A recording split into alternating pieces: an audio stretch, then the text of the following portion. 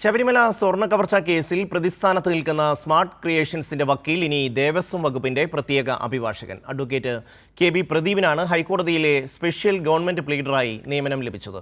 നിയമന ഉത്തരവ് പുറത്തിറക്കി UDF സർക്കാർ. ഉത്തരവിന്റെ പകർപ്പ് കൈരളി ന്യൂസിന്. നിയമനത്തെ ദേവസ്വം മന്ത്രി കെ. മുരളീധരൻ ന്യായീകരിച്ചു. ശബരിമല സ്വർണ്ണമോഷണ കേസിൽ മോഷണം പോയ സ്വർണ്ണപ്പാളികൾ ചെന്നൈയിലെ സ്മാർട്ട് ക്രിയേഷൻസിൽ എത്തിച്ചാണ് ഒരുക്കിയത്.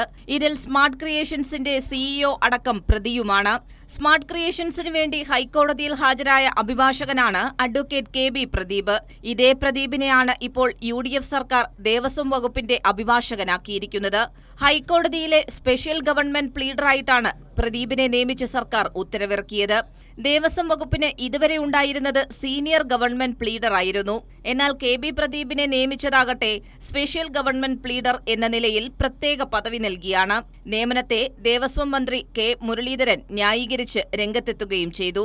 പ്രതിക്ക് വേണ്ടി വാദിച്ചയാളല്ലേ ഇപ്പൊ സർക്കാരിന് വേണ്ടി വാദിക്കാൻ വരുന്നത്. അപ്പോൾ അതുകൊണ്ട് തന്നെ പ്രതിയുടെ ദൗർബല്യങ്ങൾ അറിയാവുന്ന ഒരു വക്കീലാണല്ലോ, നല്ല കാര്യം. തീരുമാനത്തെ അനുകൂലിക്കുന്നു. ക്യാബിനറ്റിലെടുത്തൊരു തീരുമാനത്തിന് ഒരു മന്ത്രി ഒരിക്കലും തള്ളി പറയാൻ പാടില്ല. പക്ഷെ അങ്ങ് അറിഞ്ഞുകൊണ്ട് സഭയുടെ കൂട്ടുത്തരവാദിത്തമാണ്.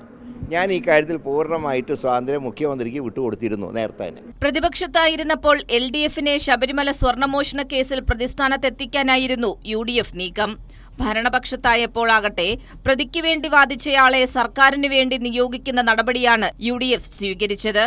ഉദ്ദിഷ്ടകാര്യത്തിന് ഉപകാരസ്മരണ എന്ന നിലയിലാണ് UDF സർക്കാരിന്റെ നിയമനമെന്ന വിമർശനവും ഇതിനകം തന്നെ ഉയർന്നു കഴിഞ്ഞു. കൈരളി ന്യൂസ്, തിരുവനന്തപുരം.